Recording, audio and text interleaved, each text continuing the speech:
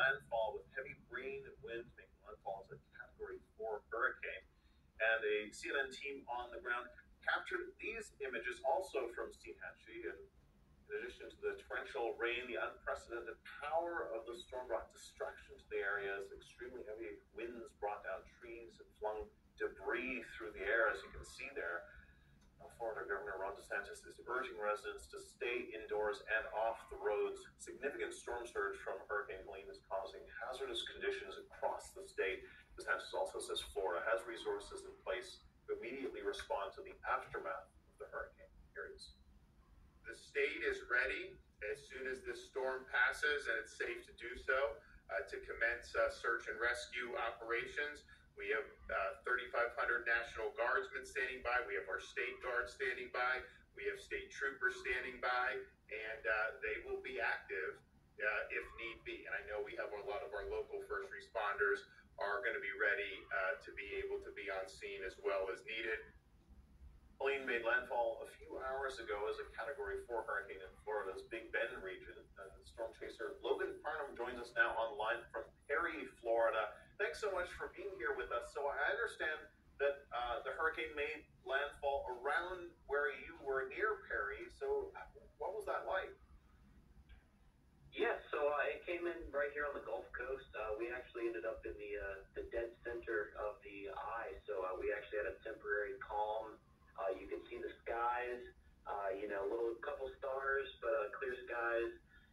It was pretty intense. Honestly, the back eye wall was a little bit on the less intense side, nonetheless gusty, but a lot drier. However, that first eye wall was really, really ripping. Definitely some pretty intense gusts through there. So a couple moments, yeah, it was a little bit dicey, but nonetheless, we got into that eye and we got through it. So in terms of, you're talking about the wind and gusts and so on, I mean, did you see any damage? Oh, yeah. We, so unfortunately, the Taylor County Sheriff's Office here, they're not really too fond of storm chasers for whatever reason, or anybody for that matter, doesn't seem like. So we're just kind of hanging out in the same spot that we've been at. However, I did drive around just a little bit, right during the eye and right after the back eye wall calmed down, and there was a lot of damage. There was a tool shed in the middle of a road just flipped over, signs laid out, lots and lots of tree damage, power lines all over the place. So just your kind of standard hurricane damage.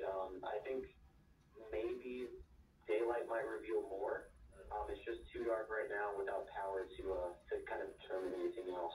Yeah, you can understand how the authorities wouldn't want civilians sort of driving around in these conditions. You were talking about sort of standard hurricane damage. Obviously, you've been through a bunch of them. How bad was this compared to what you've seen before? Yeah, quite a number. The wind-wise, I think wind-wise, this definitely was closing in on the type of wind that we saw with Hurricane Ian, for example. Maybe not quite to that extent, but definitely nearing those types of speeds, especially in that first eye wall. That was just quite the blast.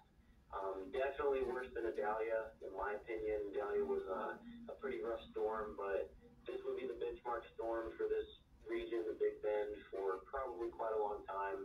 And nonetheless, a very historic impact for this area especially. Yeah, and we can only hope that there won't be a huge financial impact. We know that Idalia caused a lot of damage, and recovery, will take a long time.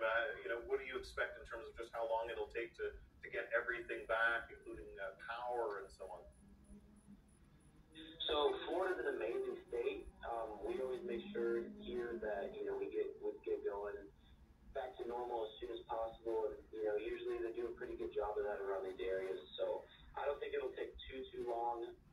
Power outage wise, I think that may be a while, just because this storm had such a large wind field, and it also was moving very quickly. So those winds were spread out over a huge area, and they had the ability to move farther than just coastal or near coastal areas. So these winds moved deep into the state of Florida, even into the state of Georgia, and causing some serious power outage issues. I have no clue yet on the condition of towns out there going toward the coast, like Steenhatchee, Horseshoe Beach, those types of areas. But I do know the surge was really bad out there, so tomorrow we'll be doing, helping with recovery efforts and getting to the bottom of what exactly these areas will need. Yeah, just before you came on, we were showing some pictures from Steenhatchee. It looked pretty hectic with stuff flying around everywhere there, and we're seeing pictures of storm surge and so on. Just as a storm chaser, I mean, I imagine you must be used to it. You sort of ride through these as a matter of course. But I mean, do you ever get worried? As we're seeing the pictures of just how bad the winds were and so on. I mean, it just as a visceral experience. I mean, it just must be awesome to experience that the power of nature, but frightening as well. It is. It can be a little bit frightening. I think honestly, a big part of it is just the nerves. The nerves of going into it. That's the main thing. But once you get there, usually you want to have a good game plan, a vehicle, loaded with supplies. Anytime you chase a hurricane, especially, you want to have at least three days to a full week's worth of supplies with you. Just having a good game plan, having a spot that you can shelter, a plan A, a plan B, all the way down to Z. That way, you're ensuring that you're protecting yourself and others around you all the way through the journey of a hurricane. So, but it is a very crazy experience. However, definitely had quite the number of them now. So the one thing I can say that I can't stress enough, and I think hopefully a lot of the United States now and hopefully the world understands about these storms, especially after what Helene done, is that no storm is the same as another. Yeah, exactly right. Listen, there's still plenty of after effects, flooding and down power lines and so on. So do stay safe out there.